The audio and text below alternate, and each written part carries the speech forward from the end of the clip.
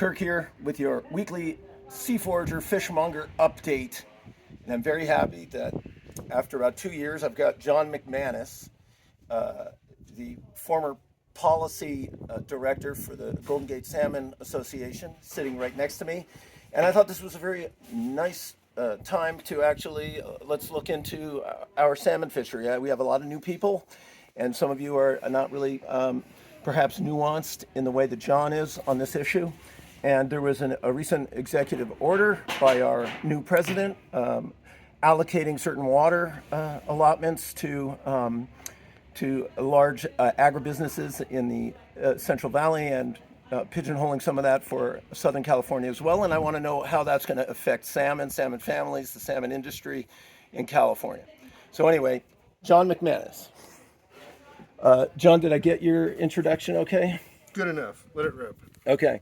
I guess the first question I would ask is, the last time I checked in with you and we did a little video, it was in 2023, and we had 62,000 salmon returns to the Sacramento and a 7,000 tally on the jack count.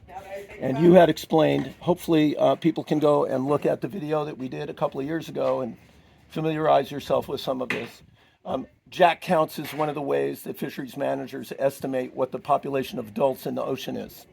And it was really low the last time we talked. And in the subsequent year, the salmon season was closed, largely on account of that. So I wanted to ask you, first off, before we get into that executive order, I know that they haven't released a lot of the details, so you're kind of guessing. But what's your estimate about how salmon is doing right now? What are we looking at? What's the projected jack count? How many adults are out there? So in about a month, we should be getting some good information out of the state as to how many salmon returned to spawn in the year 2024, last year. Returned to spawn in the Sacramento? In the Sacramento, well, in the Central Valley.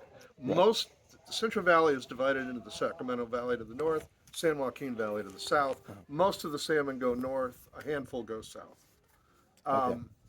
We've been on the ropes the last few years. We've been totally shut down. We've had very low numbers of salmon returning to spawn. It's a hangover from the drought that went from the years 2020, 2021, and 2022. That was greatly exacerbated in terms of the damage to salmon because of water policy rules that were put in place under the first Trump administration that moved most of the water to huge agribusiness and starved the salmon of the water that they need. These agribusinesses, I know the answers here. I'm reading Cadillac Desert, thanks to your suggestion. It's been on my bookshelf for many years. It's very large, so I've sort of put it off, but I am putting it off no more. And it's a wonderful read for anybody who is interested in this. There's a great book, Cadillac Desert by Reisner. And it's an epic tome, a life-changing masterpiece of a piece of work, and it's fun because it's got stuff about the early explorers, et cetera, et cetera. So the question I was going to ask you was... well, actually, let me answer the last question. Yeah, go. Yeah. And we're talking about jacks. What's a jack? A jack is a teenage salmon, 2-year-old. When they're 3-year-olds, they're fully adult. Most salmon come back to reproduce when they're 3-year-olds. But a percentage comes back early, teenagers that want to spawn. Sound familiar? Don't answer that question. Anyway, the number of teenagers that came back in the year 2024, the ratio, the percentage of them was actually quite high. And that bodes well for 2025. Maybe we're finally going to start digging our way out of this hole that we've been in since the drought of 2020. Okay. So the number of adults that came back last year overall was not great at all. You know the number? They haven't released it officially. Right. Ask me in a month. Okay. But the percentage of 2-year-olds, which they used as a multiplier, they used to calculate the number of adults in the ocean this year. That number was relatively okay compared to how it's been the last few years. It's getting better. It's getting better. So right now, today, I'm cautiously optimistic that we should have some kind of salmon season. But I felt the same way last year, and I was proven wrong. So we'll see what happens. Got it. So the place that I was going when I went on a digression there was I wanted to ask you, when we say agribusinesses and the money getting, the water getting portioned out, disproportionately to those agribusinesses in the Central Valley. What kinds of farms are we talking about? And how important are they to the sort of nutritional benefit of our people? It varies greatly from north to south. In the Sacramento Valley to the north, you have a lot of rice growers. Rice growers. I love to eat rice with my salmon. Okay. You also have a lot of walnut growers, and there are many other crops grown up there, including almonds. From the Delta South in the San Joaquin Valley, historically what you had was crops that would grow for 1 year. So if you had water, you could grow cotton. If you had water, you could grow tomatoes. That's the way they did it for a long time. More recently, over the last couple of decades, they put in higher value crops, almonds and pistachios, and you can't pull them out during a drought. They're orchards. And as a result, the powers that be that own all that land and put in all those orchards have come to federal and state water officials and said, you have to give us water. There is no choice. We have stranded all of our assets in the form of orchards, and you're going to have to pay to keep them alive. And the salmon have suffered tremendously as a result.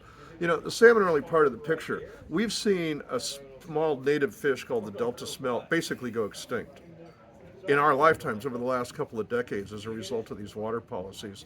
More recently, one of their cousins called longfin smelt is teetering on the brink of extinction. Green sturgeon, these things that get to be 6 feet long, they're almost gone. All for the same reason, and that is freshwater supplies in the Central Valley have been siphoned off by the giant agribusiness, and native flora and fauna is just going down the tubes. So who is benefiting? I get that people want their almond milk. I get that people want to eat pistachios. But it seems like those aren't really necessary components of a diet. So here's the thing to know, especially when it comes to almonds. First of all, a single almond takes a gallon of water to produce. Oh my God. It's a humongous amount of water for one little dinky nut.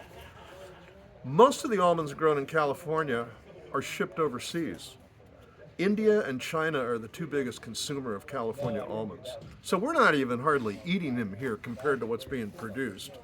The other big crop that we haven't talked about, especially in the San Joaquin Valley, is dairy. We're talking about cows, and we're talking about alfalfa, grass, to feed those cows. A tremendous amount of water from salmon rivers in the northern part of the state is funneled down to grow alfalfa to feed cows and to take care of dairy cattle in the San Joaquin Valley. So in other words, we've gone from, if you went back 30, 40 years ago, you would find that the crops that were being grown in the southern part of the Central Valley were actually a drought-resistant crop. So tomato is a drought-resistant crop, comparatively. So And we somehow pivoted to the crops that require the most water, a gallon per almond.